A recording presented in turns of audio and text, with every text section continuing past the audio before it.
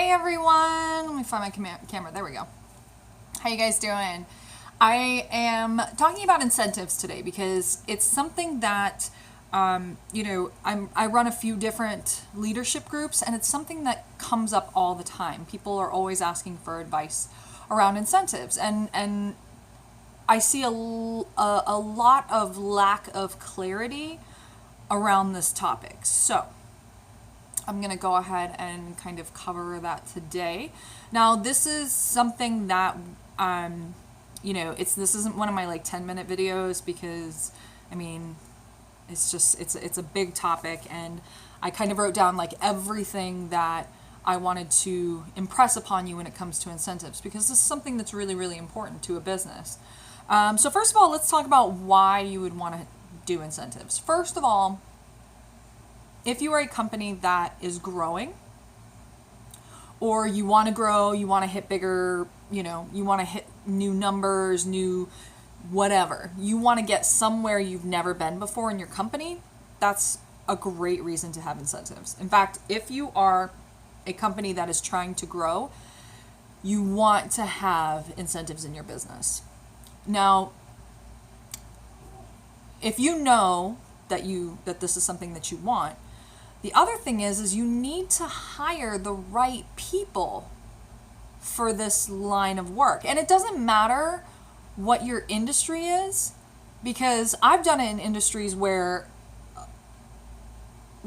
people definitely didn't go into that industry with this mentality of a lot of people go into that industry because they actually want more stable income. So it was actually very challenging. But you can still find people who are, they're your motivated ones. They're your go-getters. They want a chance to grow. They want a chance to make more money. If you offer them, a base pay plus incentives, they're really motivated by that. You can find that in any industry, but the real point is that you are putting that out there right from the get-go, right in the hiring process, and then looking for and hiring those people who are interested in that, because that's definitely not something you want to shy away from in the hiring process, because at the end of the day, if you're not upfront about the fact that, okay, well, we tend to, we incentivize our employees, we don't just have a base salary, or we're going to expect you to do more than you would be doing in this position in a lot of other businesses. If you're not clear about that up front, that relationship is not going to work out anyway. So there's no point in trying to hide that, unless you happen to hire somebody who's totally into that and you just didn't put it out there up front. Just be upfront about that. The more transparent you can be in your hiring process, the better. But I'm not talking about hiring today. So incentives are for companies that want to grow, or if you want to do something new, something bigger, something better, incentives are for you. Be totally clear about it, and then hire people who are like-minded. Okay, so that's just to get you started. Now, there's three things, really two, but there's a couple things that you use incentives for. One is to hit big goals. So let's say I want to make $5 million this year. Then I will incentivize my entire team based on trying to make $5 million this year. Okay, so I might do it one of two ways. Well, you could probably do a couple more, but I would probably do it one of two ways, or both. I would either set that big goal and say, okay, $5 million, we hit this is what you get.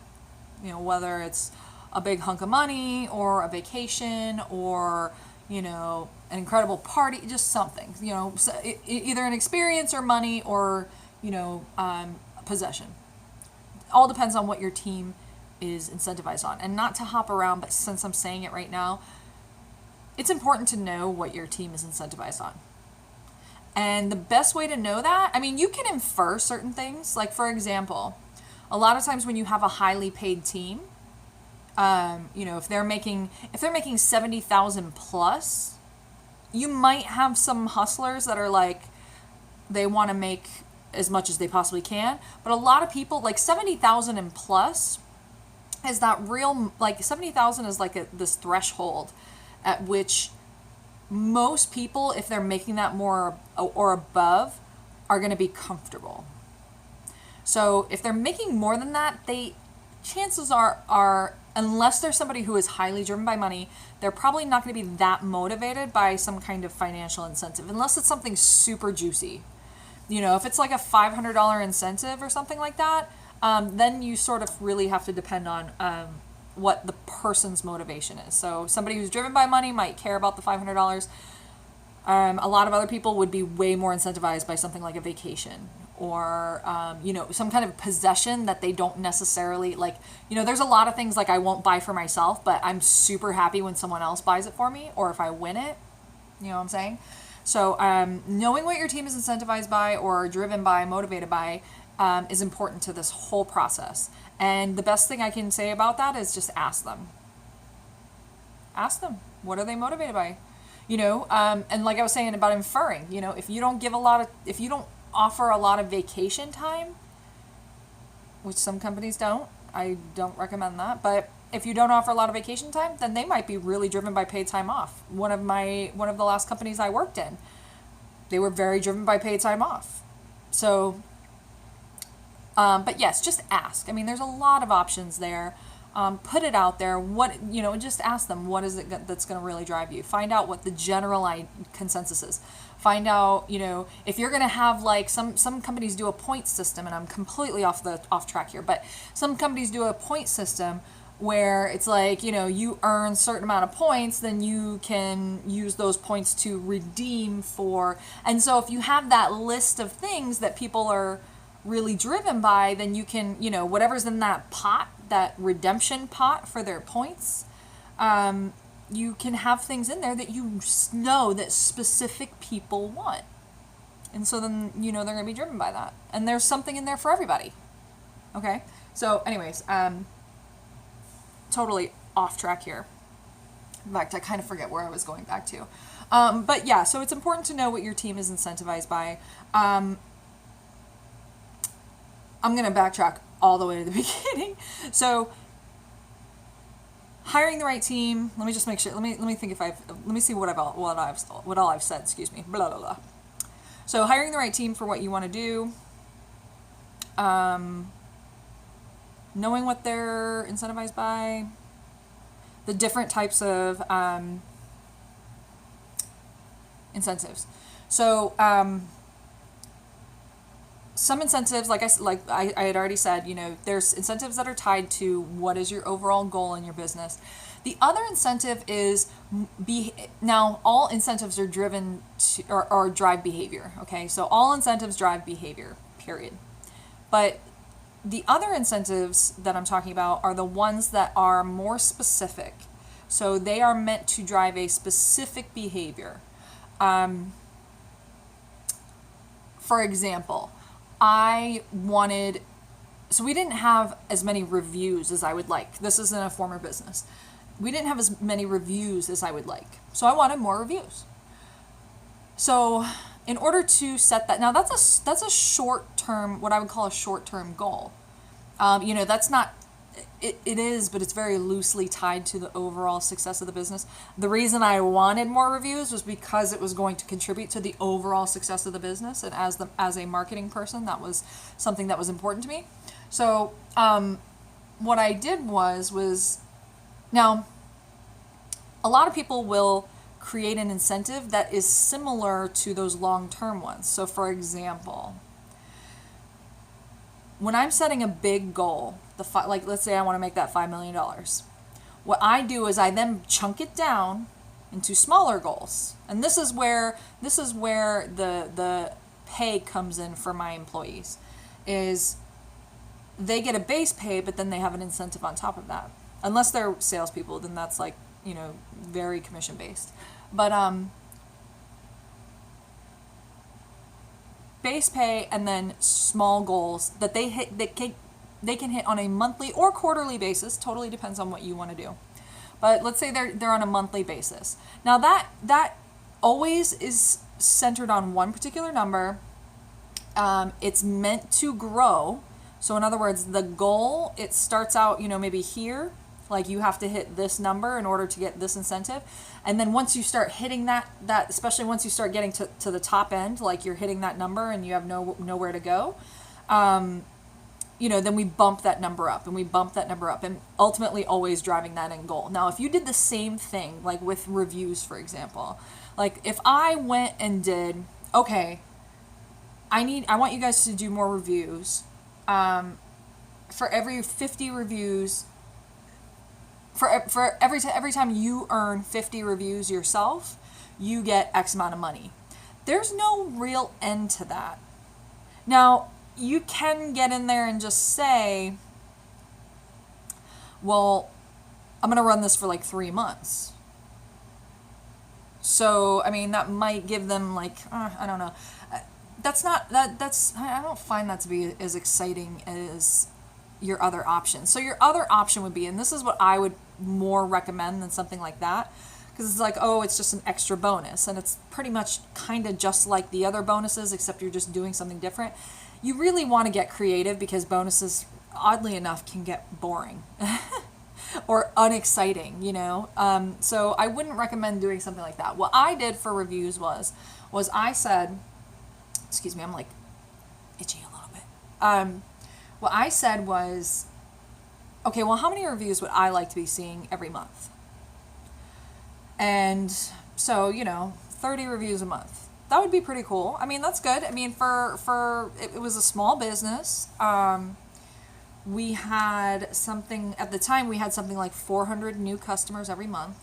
And so, 30 reviews a month would be really good. I mean, that would be a pretty decent number, because, at the end of the year, that's over 400. 30 times 12. Okay, so just under. But anyway, so that's a lot of reviews. I would be happy with that. So what I did was I gave them a goal that was difficult.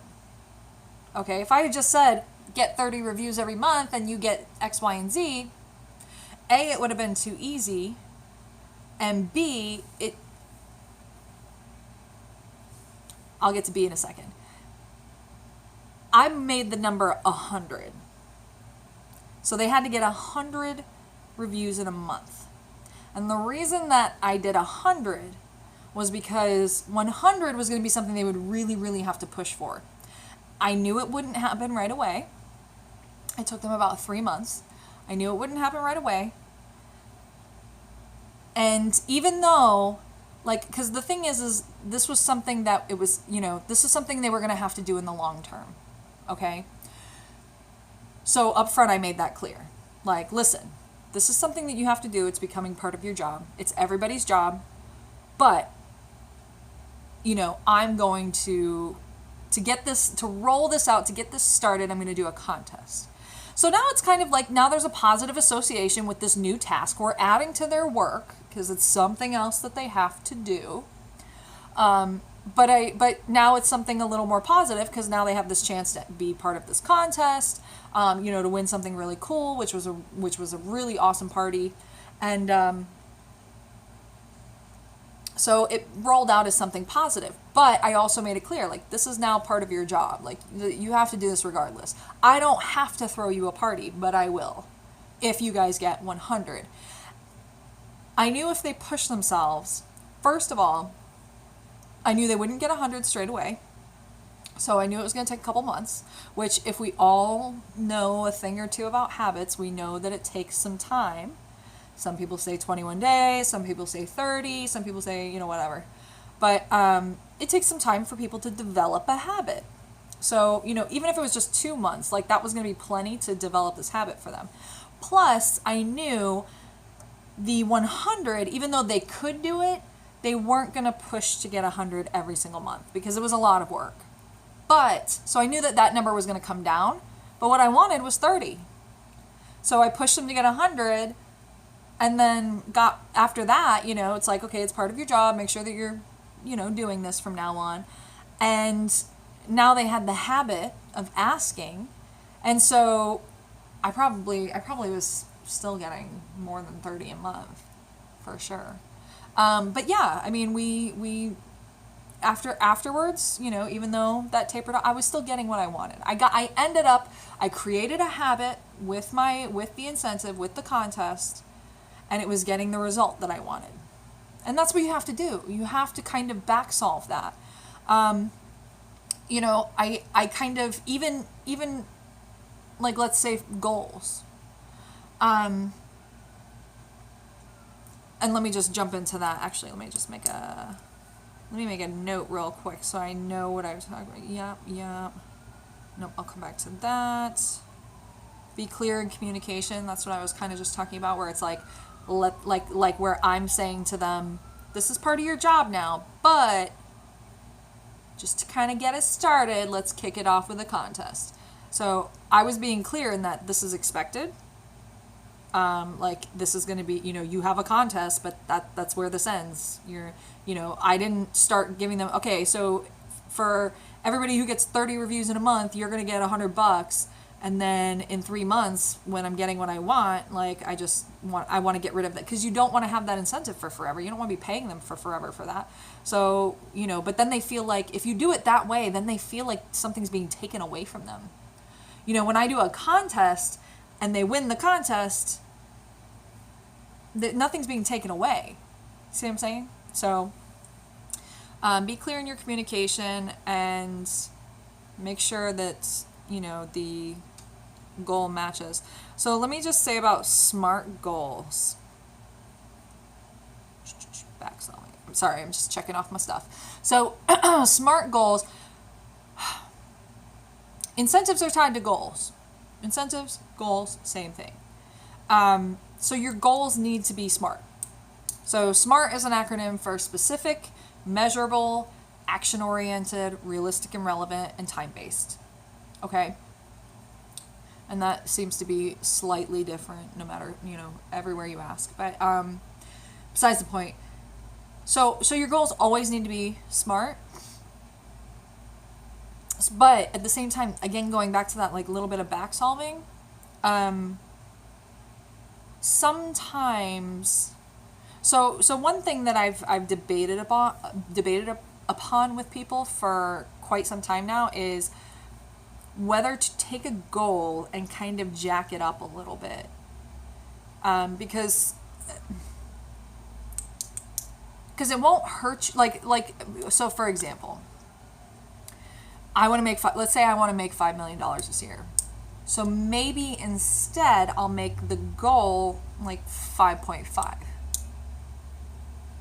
And that's because even if we come in a little under the 5.5, we're more likely to hit the 5, because, if you aim for 5, they might fall under that. Does that make sense? So sometimes people will come really close to their goal, but they don't quite get to it. And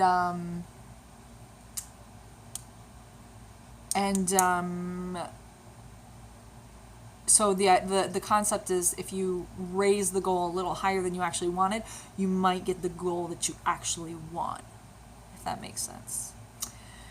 It's an interesting thought, debate. If you have any opinions on that, I'm curious to hear what you think about that. I've never done it personally. I've only ever set a goal that was the actual goal, but I know people have talked about that. I can't recall if I know anybody who's actually done it and if that was successful for them. So if you've done it, I'd love to hear from you too. So yes, and the reason I brought that up specifically was that whole realistic and relevant. Goals always need to be something that are possible, or at least don't seem impossible. If you have a business, there are a lot of businesses that are brick and mortar type businesses that it doesn't matter what you do. If you're making $1 million last year, to try to set your goal at 10 million this year is not realistic, because that would be, it's just not realistic. I'm sure there are businesses that could do that. There are absolutely businesses that could, but there's a lot of businesses that absolutely couldn't. So it does need to be realistic and relevant. Something that's going to stretch people, yes, but not be totally out of reach. Let me just see. Oh, here's a really, really important one. Let me see if there's anything else I want to say. Okay, no, I'll do the last few. So this is all about your numbers. Okay, wait, before I do that. I have to make this note because I have seen this before and this is so not right. When you set up an incentive, follow through on that incentive. And I know that might be like, well, of course, but I know a lot of business owners who created an incentive, put it in place, and then when their team actually hit those numbers, they I don't know, they decided they didn't want to pay it out. They made up some kind of stipulation. It really just wasn't right. And I can tell you right now, you do that once, you might as well never try to do an incentive again, because people are not going to trust you to pay them. So if you roll out an incentive, even if you regret it, pay it. And that kind of rolls right into, and let me just say, like, you want to be very careful and thorough and thoughtful when you roll out incentives. You should have multiple people looking at incentives and going, does this make any sense? Whether it's mentors, whether it's your, top leadership, whatever, where, depending on your business, where you're at, you should be talking to multiple people and running these numbers by them and seeing if it makes sense before you roll them out. Now, if you roll them out, only because I've seen this before, if you roll them out and something's wrong, or maybe you just, I don't know, goof something up in your head, whatever it is, if you roll it out and you realize, shoot, I messed this up. Depending on the scenario, I would say if you can afford it, keep it. If it's going to really hurt your piggy bank, be honest with your team about your mistake. Because people can't get mad at you when you're dead honest. And people can't get mad at you when you're not being greedy either. So if it really is a situation where it's oh my God, this would put me, the company, in financial dire straits, then just be honest about that with the team. Because they'll respect your honesty, they'll appreciate that, and they'll, even if they're disappointed, and just let them, we're still going to do incentives here, change it, whatever, do what you have to do, but do not put out an incentive and then decide you don't want to pay that money. And I kind of wonder if this is what has happened, but, or put yourself in a position where you've spent the money and you don't have it to give to them. You better be ready. All right, so I'm going to finish with this last little bit. So, in terms of incentives, talking about SMART goals, specific, measurable, action-oriented, goals need to be, or incentives need to be, tied to things that people actually have control over. So if they don't have control over what you're incentivizing them on, it is totally pointless. You are not driving any sort of positive behavior with that goal. And the reason, the incentive, the reason I bring this up is I've seen people who, so for example, in the healthcare industry, you have two numbers. You have a production number and you have a collections number. Now, production is the number that is tied to the work that you do. It's not necessarily what you're going to get paid. But let's say I do LASIK eye surgery and I get my production number, what I should get paid is $2,000. But what we're going to do is the patient is only going to pay like $100 that day, and we're going to send it off to insurance, and we're going to get paid some adjusted fee, and maybe they won't even pay everything they're supposed to pay, yada yada yada. The collections is the other number. That's what you're actually getting paid. So you have production and you have collections. In a medical practice, the people who you have people who verify the insurance. So they call the insurance companies and they ask them all kinds of questions about the particular procedures and stuff. And they say, are you going to pay for this? What are you going to pay? Yada, yada, yada. So these people are very much so tied to that collections number, because these are the people who are trying to accurately predict and get paid everything they can or are supposed to for a given procedure. Okay, so they will call, the medical insurance company. Let's say it's that LASIK procedure. They call the insurance company and they say, okay, this is the person. Let's talk about their specific benefits. Do you cover this procedure? How much do you cover it for? What do you pay for it? And then they can figure out how much is the patient going to owe, what are they going to get paid for, yada, yada, yada. So it makes sense for the insurance people to be incentivized on that collection number. Now, the person in the office who sells that treatment, it does not make sense to incentivize that person on the collections. Because when they're selling the treatment, they're just selling the treatment. They don't have any idea about what is actually going to be made at the end of the day.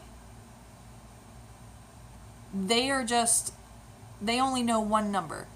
This treatment, this is how much we would expect. In other words, the production. This is the production we will make off of that. Whether it gets collected or not, they're not tied to that at all. They have nothing to do with the insurance, nothing to do with any of that. Okay? And this is just a totally, you might be going, well, in my office. No. I'm just saying I'm just giving an example. I could even say the person who assists the doctor. They have no control. If they're not calling insurance, if they're not, checking to make sure that things are paid, if they're not doing all that stuff, then they have no control over what money gets collected. They only have control or some kind of an influence on the money that's, being produced, the possible money that could be made in the practice. So that's just an example. The point is people need to be incentivized on what they have control over. Okay? Sometimes, and I will say, there are definitely positions where you may not be able to incentivize them on the numbers in the business. There's just those positions where there's no number that you can tie them to. There's no metric. No, I shouldn't say there's no metric. You can usually find some kind of a metric, but there's no, let's say, like financial number you can tie them to. Sometimes there's those, and you have to get really creative with your incentives with those people. The last thing I will say is you need to know your numbers. I think the thing that has been the most challenging for a lot of business owners is they jump into this whole incentives game, and it's like throwing spaghetti at the wall, where they don't know their numbers. They might be making incentives that are way too big. It's better to start small. But you have to also, if you want to be a business where you're going to pay them a little less base salary and pay them more in incentives, you have to find the balance between, obviously you want to give them the opportunity to make more money, so that, their opportunity to make more money has to be tied to the growth of the practice. And then obviously you have to back solve the other way, where it's, how much do you need to make to keep the doors open, to pay your own bills, to yada yada. So you have to find the balance in between those two.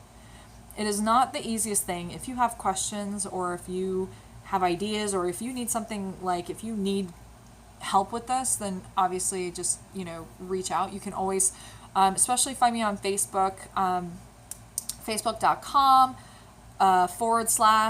/ my full name, Lane Pacheco. And it might be, no, it's just Lane Pacheco, no space, no nothing, just LanePachico. Go find me on Facebook. That's my business page, and just contact me. And what is it? You can drop a comment here. By the way, if you're here, subscribe, please. But yeah, drop me a message here. You can find me on Facebook. Follow me on Facebook. Subscribe and follow me here. Ask me your questions, because I am more than happy to kind of like brainstorm this sort of stuff with you and talk through everything and what makes sense or doesn't make sense for you. But incentives are really, really powerful for your business. If you are a business that wants to grow, I definitely recommend having incentives. I also recommend being really smart about them and being careful, and but also making it worth their while. It needs to be something that's worth their while, your employees' while, and something that's worth your while. It's a that's the whole idea around incentives, is this is a mutually beneficial thing. And I think that about covers it. Just double check.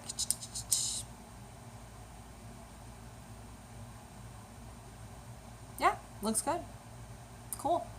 So that's everything. I hope that you got something out of this. Again, please subscribe, like, share, all that good stuff. I appreciate you guys, and I will catch you next time. Bye.